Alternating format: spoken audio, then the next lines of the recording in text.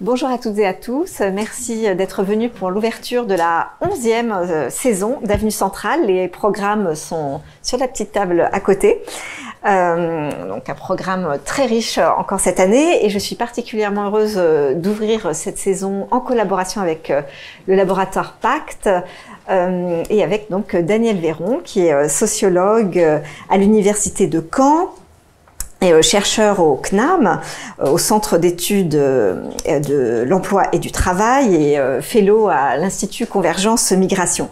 Et alors sa venue, ça m'a beaucoup frappé cette semaine, a coïncidé avec la sortie d'un film, je ne sais pas si vous en avez entendu parler, qui s'appelle L'histoire de Souleymane, qui a eu un prix à Cannes, et qui raconte l'histoire d'un jeune homme ce qu'on appelle aujourd'hui un sans-papier, qui travaille dans ce type d'entreprise de livraison rapide type Uber Eats à Paris et qui pendant 2 jours prépare l'histoire qu'il va raconter à l'OFPRA dans l'espoir d'obtenir un statut de réfugié.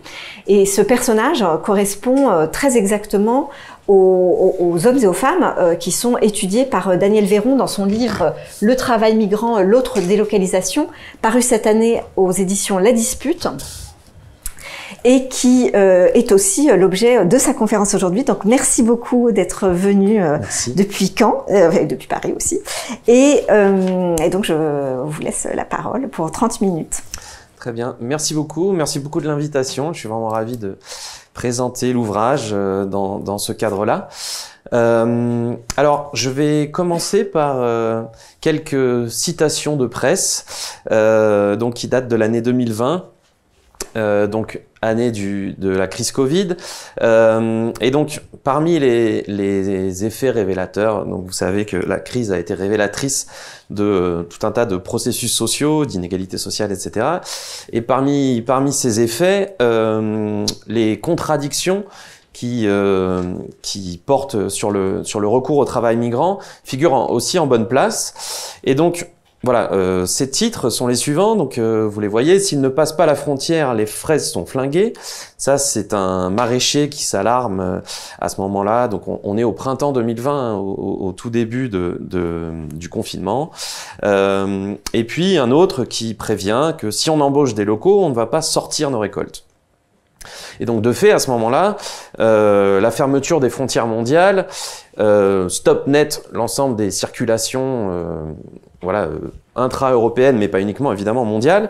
Et le secteur agricole, qui est particulièrement, disons, dépendant d'une main-d'œuvre étrangère et qui, en plus, voilà, la saisonnalité, évidemment, de la production fait que les contraintes sont très, très fortes sur la production. Et donc, le secteur agricole se retrouve à ce moment-là au bord de la crise, précisément, puisqu'il n'y a plus de main-d'œuvre pour cueillir les récoltes. Et donc, en fait, ce qui va se passer, c'est que, par exemple, en Allemagne, le gouvernement a décidé la levée temporaire de ces restrictions, de manière temporaire et circonscrite, en permettant à environ 80 000 travailleurs sous régime de détachement roumains à venir récolter, par exemple, les asperges qui risquaient de se perdre. En Italie, c'est une autre stratégie qui a été adoptée où voilà, les organisations patronales du secteur agricole ont obtenu que les personnes qui pouvaient présenter un contrat dans le secteur agricole la présentation d'un contrat dans le secteur agricole ouvrait à régularisation, et donc plusieurs centaines de milliers de personnes ont été régularisées temporairement, en tout cas dans ce cadre-là. Et en France, alors peut-être que vous vous souvenez qu'il y a eu cette plateforme qui invitait les gens désœuvrés par le confinement à venir aider les exploitants agricoles. Bon, cette formule n'a pas tellement marché et ils ont en fait plutôt fermé les yeux sur l'entrée, là aussi massive, de travailleurs et travailleuses détachés, en particulier dans les Bouches-du-Rhône et dans le maraîchage des Bouches-du-Rhône, avec voilà, un certain nombre de scandales aussi, de clusters géants dans les mâts provençaux où un certain nombre de travailleurs détachés, travailleurs et travailleuses détachés étaient voilà, entassés, j'ai envie de dire, et notamment quand ils étaient contaminés par le Covid. Donc, qu'est-ce que cet épisode met en lumière? À mon sens, il met en lumière au moins deux caractéristiques fondamentales du fait migratoire. Alors, la première, c'est la dépendance des économies capitalistes à un travail qui est fait par des hommes et des femmes qui viennent d'ailleurs. Et puis la seconde, c'est que cette force de travail est une force de travail spécifique qui n'est pas substituable, en tout cas pas facilement substituable par du travail local. Dit local entre guillemets. Et donc, ce que je vais appeler le travail migrant, c'est donc cette forme spécifique d'appropriation du travail humain qui repose sur la circulation de celui-ci. Et donc, le travail migrant possède un certain nombre de propriétés qui lui confèrent un avantage comparatif qui va le rendre indispensable pour un certain nombre de secteurs des économies capitalistes avancées. Et donc, l'ambition de l'ouvrage, c'est précisément de déplier ces mécanismes de production d'un travail migrant, c'est-à-dire d'une force de travail spécifique, et ses effets sur les subjectivités des travailleurs et travailleuses en question. Et donc, je m'interroge sur quelles sont les conditions sociales et historiques qui rendent possible une surexploitation de la force de travail, de ce segment de la force de travail, c'est-à-dire de cette force de travail de ces femmes et ces hommes qui traversent des frontières pour, in fine, vendre leurs bras et leur corps sur des marchés du travail ou de destination. Et donc, ce que j'essaie de montrer, c'est que l'appropriation de leur travail se fait au travers d'une variété de dispositifs. Alors ça peut être des statuts administratifs spécifiques, légaux ou non, des dispositions réglementaires transnationales, des directives européennes, des formes particulières d'emploi, des accords bilatéraux entre deux pays, etc. Et donc à chaque fois, ces dispositifs permettent la mise au travail de personnes migrantes dans des conditions moins favorables et plus intensives surtout que celles qui ont cours sur un marché du travail donné. Et donc, ce que j'appelle les institutions du travail migrant, ça correspond à l'ensemble de ces mécanismes qui rendent possible la mise au travail de la main-d'œuvre migrante. Et ces institutions produisent donc des conditions matérielles d'acceptabilité d'un travail concret dégradé.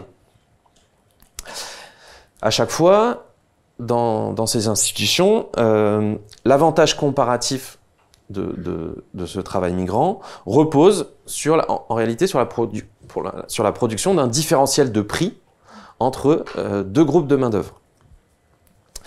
Et donc, concrètement, ça repose sur un écart entre deux régimes juridiques en matière de droit du travail, de rémunération minimale, de protection sociale, etc. Et en ce sens, les institutions du travail migrant apparaissent bien comme une modalité particulière de mise en œuvre d'une forme de délocalisation, mais d'une délocalisation sur place. Donc cette expression qui éclaire le titre de l'ouvrage, donc le travail migrant, l'autre délocalisation, renvoie à cette idée de délocalisation sur place.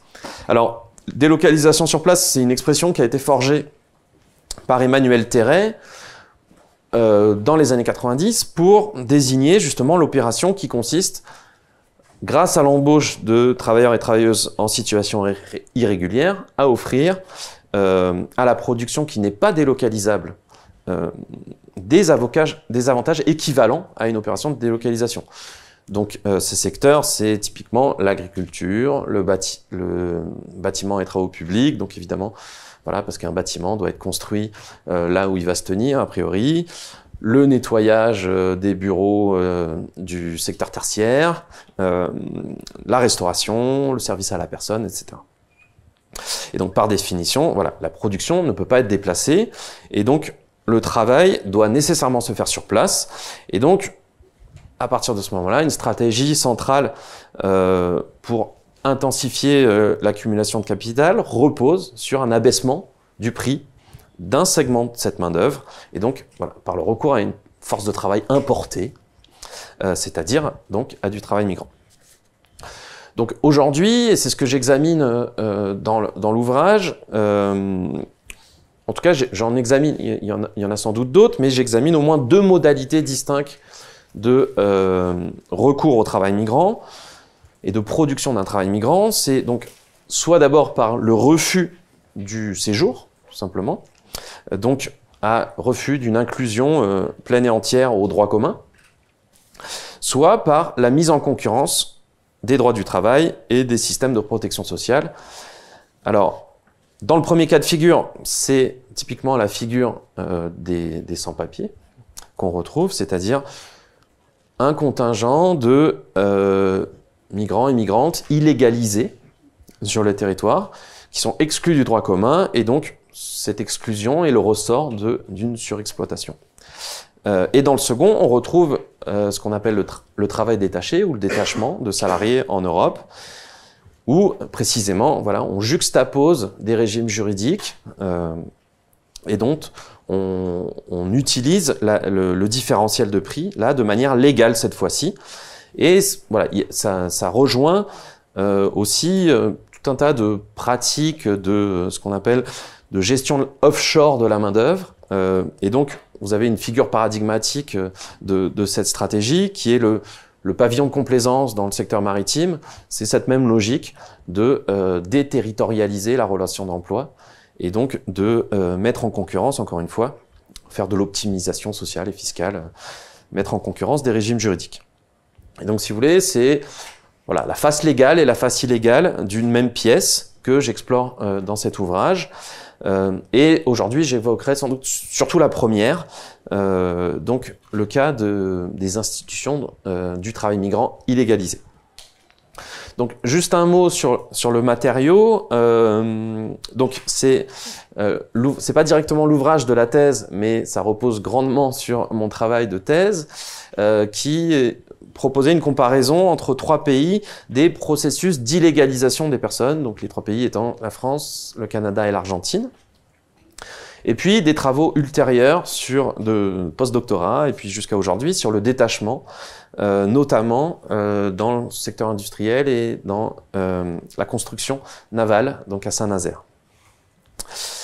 Donc, repartons, et c'est ce que je fais dans le premier chapitre, justement de cette contradiction apparente entre la forte indésirabilité sociale des personnes migrantes, c'est-à-dire le rejet dont ils font l'objet de manière toujours, il semblerait toujours plus intense, et puis leur indispensabilité économique. Donc il y a une contradiction apparente, en tout cas, et qu'on retrouve en fait dès les premières formes de régulation de la migration, voilà, à la charnière du 19e et du 20e siècle. On retrouve cette contradiction, en tout cas cette tension, entre rejet raciste, voire eugéniste pendant un certain temps, et leur attrait économique. Et donc voilà, j'explore un peu depuis la Colombie-Britannique dans la seconde moitié du 19e siècle, avec notamment le traitement de l'immigration chinoise dans l'Ouest canadien, en passant par les années 30 et les lois de protection du marché du travail national, jusqu'à la période récente qui s'ouvre en 1974, notamment avec la supposée fermeture à l'immigration de travail pour le cas français. Donc la présence de travailleurs étrangers semble toujours tirailler entre rejet social, parfois puissant, et un appétit pour cette main-d'œuvre.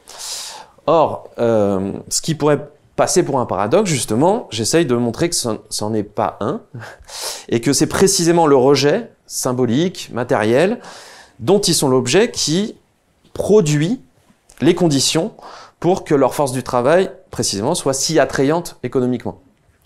Autrement dit, c'est la vulnérabilisation sociale, mais aussi juridico-administrative, qui produit des conditions matérielles de vie qui font que ces personnes n'ont d'autre choix que d'accepter les conditions de travail, d'emploi, de salaire dégradés.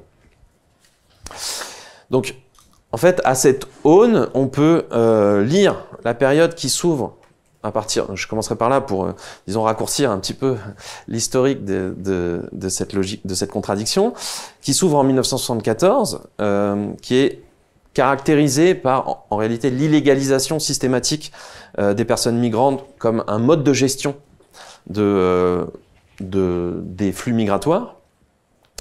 Donc, comme une logique particulièrement efficace, puisque, précisément, il devient de gestion particulièrement efficace, de gestion de cette contradiction, puisque précisément, ça permet d'afficher et de construire un rejet toujours plus fort, toujours plus brutal de l'immigration, ce qu'on voit, hein, ce qui est la caractéristique de la période, tout en laissant libre cours à l'exploitation économique de celles et ceux à qui on refuse le droit au séjour, du coup, et qui sont désormais donc des sans-papiers.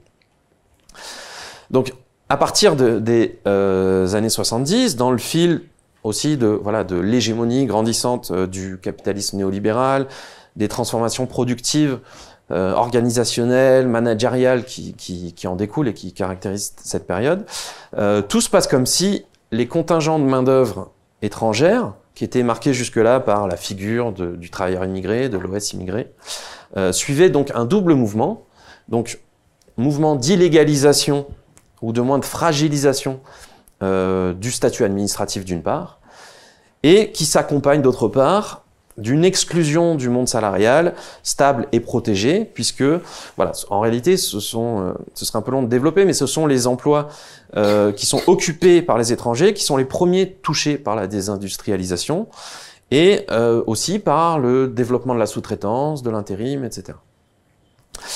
Et plus généralement de toutes les formes de travail, d'emploi précaire. Et donc ce double processus renforce, ce faisant, la segmentation du marché du travail dans les nombreux secteurs où l'organisation productive repose fortement sur l'emploi de main-d'œuvre étrangère. Et la conséquence concrète, c'en est une marchandisation accrue du travail migrant, notamment au travers des processus de précarisation des statuts d'emploi, qui ensuite se diffusent à l'ensemble du salariat, qui ne sont pas simplement le produit pour les personnes migrantes.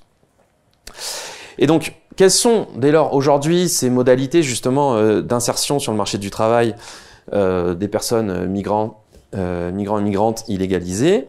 Alors, dans l'ouvrage, j'examine plusieurs de ces formes, qu'elles soient instituées comme l'intérim, par exemple, qui est une forme privilégiée, notamment pour certains secteurs comme le bâtiment et pour les hommes. Donc c'est un secteur fortement masculin. Mais il y en a d'autres, des modalités d'insertion plus autonomes, plus parfois communautaires sur le marché du travail, plus informelles, et qui viennent façonner la stratification socio-professionnelle de l'ensemble de ces secteurs qui utilisent cette main-d'œuvre. Donc à chaque fois, vous avez, disons, des processus de segmentation qui sont multiples et imbriqués. Il y a évidemment une segmentation genrée de ce marché du travail. Donc les migrants, hommes, a fortiori sans papier, sont largement cantonnés aux métiers qu'on appelle parfois des 3D, donc pour dirty, dangerous and demanding, donc sale, dangereux et intense. Et tandis que les femmes, plus classiquement, s'emploient plus volontiers dans les secteurs du care, du nettoyage, et puis d'autres secteurs sont plus indifférents, disons, pour le dire comme ça, au sexe, comme la confection, par exemple. Mais on retrouve une ségrégation professionnelle genrée telle que elle se donne à voir sur le marché du travail, dans la structure de l'emploi, mais c'est particulièrement marqué pour ces personnes migrantes, aussi parce que précisément elles sont dans les métiers les plus subalternes de la structure de l'emploi, qui sont aussi les plus ségrégés. Et puis vous avez aussi une segmentation ethnique avec selon les origines migratoires, il va y avoir des modes d'insertion sur le marché du travail qui vont être privilégiés plutôt que d'autres. Et puis, les dispositifs concrets d'insertion varie aussi en fonction des statuts d'emploi, des statuts qui vont être privilégiés selon le secteur. Donc on le disait, voilà, plutôt l'intérim dans le bâtiment, le temps partiel aussi qui se développe dans plutôt les secteurs du nettoyage ou de l'hôtellerie, plutôt pour des secteurs évidemment plus féminisés. Donc là on retrouve des choses qu'on retrouve plus largement sur le marché du travail, mais encore une fois qui impactent de manière plus avancée, on va dire, ces personnes-là. Et puis, évidemment, les dispositifs de mise au travail des migrants illégalisés vont varier, là, pour le coup, en fonction des pays, des édifices institutionnels, tant vis-à-vis du droit des étrangers que du droit du travail. Et ça va être évidemment différent selon qu'on soit en France, en Argentine, au Canada ou ailleurs.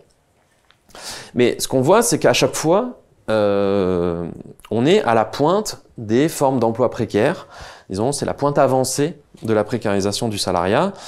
Et voilà, des travaux de sociologie ont bien montré que la précarité se définit non pas tant par une instabilité chronique de la main-d'œuvre, mais plutôt comme une forme d'assujettissement qui est rendue possible par la menace permanente de discontinuité de l'emploi. C'est pas tant la discontinuité ou le caractère haché du travail qui rend le travail précaire, c'est ça, la possibilité que ça le devienne. Donc la menace de discontinuité. Donc de discontinuité des ressources économiques et de protection sociale et autres. Et donc, dans le cas des personnes migrantes illégalisées, en réalité, le mécanisme de la menace est démultiplié, puisque c'est aussi la menace de l'arrestation, la menace de la non-reconduction du titre de séjour, la menace de l'expulsion du territoire. Et donc, les institutions du travail migrant illégalisé, dans toute leur diversité, viennent donc accentuer la subordination pour ces personnes, et donc surprécariser, si vous voulez, leur situation. Et l'absence de papier rend d'autant plus difficile les possibilités de s'extraire de ces situations, évidemment, d'emploi précaire. Et en même temps, cette configuration permet aux employeurs d'anticiper une forte disposition de son ou de sa salariée à accepter des contraintes. Donc ces mécanismes-là de surprécarisation, on peut les retrouver aussi concrètement sous d'autres formes et selon d'autres mécanismes dans le travail détaché, c'est ce que j'examine aussi. Mais peut-être je terminerai par ce qui est la citation qui ouvre la conclusion de l'ouvrage et qui résume assez bien les dimensions des effets de contrainte sur le travail migrant. Et donc personne n'en parle mieux que Francis Bouygues, donc en 1970. Donc Francis Bouygues qui est un grand industriel français, donc c'est notamment par le secteur de la construction que l'empire Bouygues s'est construit. Donc je la lis rapidement. Donc je dois vous dire, donc il est juste pour situer l'extrait, c'est dans un interview donné à Marcel Triat qu'on retrouve donc qui était un cinéaste, documentariste, qui travaillait à l'époque pour France 2 en particulier de temps en temps. Et donc là, c'est dans un documentaire qui s'appelle Étrange qu'on retrouve filmer cette interview. Donc je retranscris les propos. Donc je dois vous dire que cette main-d'œuvre étrangère, c'est une main-d'œuvre que j'aime beaucoup. Parce que il y a 20 ans que je travaille avec une majorité d'étrangers, donc je les connais bien. Les étrangers sont des gens qui ont beaucoup de qualités. Et ils ont une qualité fondamentale, pour moi employeur, qui a toute ma sympathie, c'est que s'ils viennent chez nous, c'est pour travailler. Et à la base, ce sont des gens très courageux. Que ce soit des Nord-Africains, Portugais, Espagnols, ils viennent, ils savent qu'ils viennent pour travailler, ils cherchent à travailler et ils sont très courageux. Alors ça, c'est à leur actif. Mais par contre, ils ne parlent pas notre langue, ils ne sont pas tellement qualifiés, et puis ils viennent avec une idée en tête, c'est d'amasser un pécule et de nous quitter quand ils auront un pécule suffisant. Et finalement, des hommes qui vous apportent leurs bras tous les jours et qui laissent leur pays natal à 2000 km, ou leurs femmes, leurs enfants, leur foyer, disons leur cœur à 2000 km, on ne peut pas dire qu'ils soient vraiment disponibles. Il est certain que si nous avions exclusivement ou pratiquement exclusivement une main-d'œuvre française, pour arriver à l'attirer, nous serions obligés de la payer entre 25 et 30% plus cher. Donc, voilà, les mots de Francis Bouygues, donc qui face caméra, condensent moyennant un petit exercice de traduction, donc toutes les dimensions, il me semble, du travail migrant. Donc en premier lieu, c'est l'appétit patronal pour la main-d'œuvre étrangère, qui est ici pudiquement euphémisé en sympathie, qui se fonde donc sur l'intensité de l'engagement au travail, à la tâche de ces personnes. Ce qui est interprété ici comme du courage naturel ou inné, qui serait propre à ces personnes migrantes. Et en fait, la manifestation de leur disciplinarisation induite par le faisceau de contraintes qui pèsent sur leur existence. Et ces contraintes, elles sont historiquement et socialement produites, et elles sont produites et maintenues par un éventail d'institutions dont les formes historiques varient, mais qui viennent à chaque fois produire les conditions de cette surexploitation.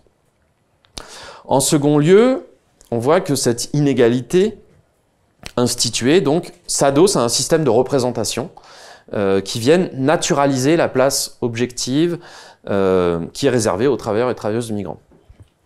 Donc, en ce sens, le racisme, le sexisme sont des rapports de pouvoir qui, articulés aux effets du statut administratif, servent directement l'appropriation particulièrement intensive du travail de ces personnes, et des corps aussi. Donc, autrement dit, les rapports sociaux de race et de genre placent les personnes dominées et participent matériellement, symboliquement, juridiquement aussi, à maintenir précisément à cette place de dominer ces personnes. Et donc par là, justifier leur surexploitation. Enfin, on voit qu'il y a un regard profondément paternaliste de Francis Bouygues, mais qui porte un grief à ces personnes. Donc, certes, elles apportent leurs bras, mais elles n'apportent pas leur cœur.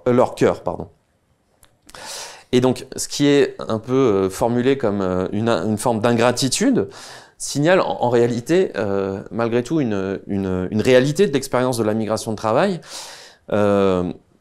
qui a été bien montrée, notamment par Abdelmalek Sayad, déjà, en montrant que précisément les travailleurs et travailleuses migrantes connaissent des modes de vie qui sont nécessairement écartelés entre un ici et un là-bas, ce que redit à sa manière Francis Bouygues, et surtout que ce qui semble oublier, la fine fleur du patronat français, c'est que cette distance entre le monde domestique des migrants et l'espace du travail, c'est précisément ce qui fonde le différentiel de prix et les ressorts de l'intensité qu'ils mettent au travail.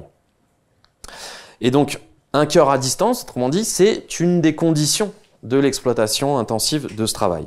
Et c'est aussi cet écart qui rend acceptable les sacrifices pour améliorer sa condition, celle des siens, et aussi leur donner du sens. Et donc, c'est ça les mécanismes de la délocalisation sur place et de la production de ce différentiel de prix. Différentiel de prix, voilà, que au doigt mouillé, Francis Bouygues nous donne, essaye de mesurer et évalue à 25 ou 30%. Donc, voilà, moi j'évoque dans le livre deux modalités, mais évidemment, voilà, ces secteurs, donc agriculture, construction, travail domestique, nettoyage, restauration, logistique aussi, aujourd'hui textile, présentent des modes d'accumulation du capital qui reposent largement sur un travail intensif, disqualifié, aux conditions de travail difficiles et aux rémunérations faibles, soit des paramètres ce que là, ici, Francis Bouygues qualifie de main-d'œuvre française, c'est-à-dire, autrement dit, celle qui bénéficie des droits et des protections pleines et entières en vigueur sur un marché du travail donné, n'accepte pas. Ce segment-là n'accepterait pas ces conditions-là, ou plus difficilement en tout cas. Et donc, voilà, ça rejoint aussi le discours parfois lancinant sur les enjeux de métiers en tension, de pénurie de main-d'œuvre dans ces mêmes secteurs, qui en réalité participent de la disqualification de cette main-d'œuvre.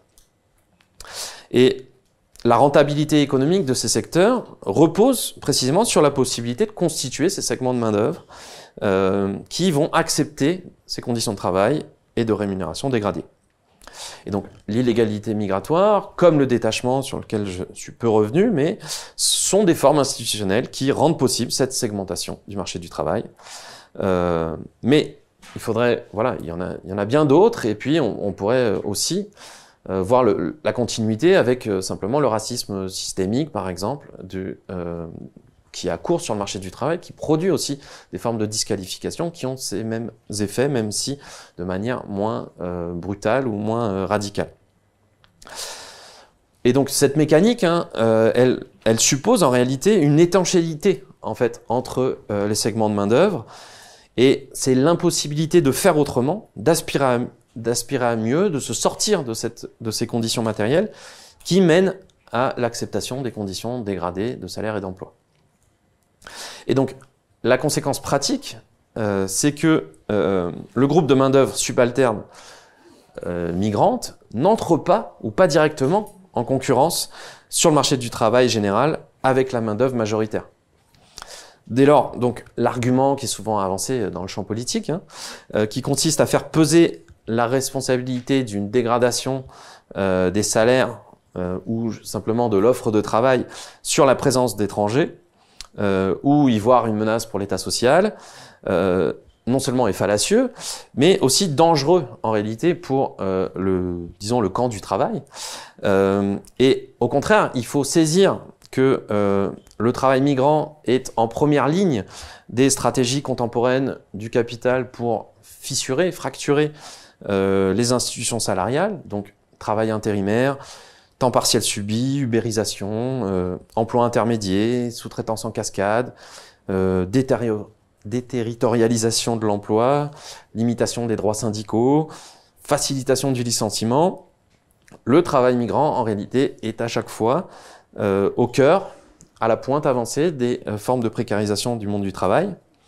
Et donc, ce qu'on peut appeler cette inclusion différentielle des migrants, mais qui, comme tout statut spécifique ou traitement différencié, que ce soit pour les femmes, les jeunes, les seniors, ce que vous voulez, apparaît comme un puissant levier de pression à la baisse sur le prix du travail, c'est-à-dire sur le salaire et sur ces institutions. Et donc, parce que l'exploitation ou les effets de surexploitation reposent toujours sur un différentiel de traitement, une inégalité institutionnalisée, une dérogation au droit commun légalisée, des spécificités ou des qualités naturalisées d'un groupe social. Voilà. L'horizon politique, à mon sens, qui s'ouvre, en tout cas c'était un des objectifs de cet ouvrage, c'était voilà, de montrer que l'horizon politique, syndical qui s'ouvre, c'est plutôt précisément, devrait viser à désamorcer ce différentiel. Et donc, concrètement, ça signifie de revendiquer systématiquement une égalité pleine et entière en matière de droit, de protection, de traitement, quel que soit le statut, les raisons de la présence, l'origine des personnes, leur sexe ou la légitimité supposée ou non de leur migration. Voilà. Merci.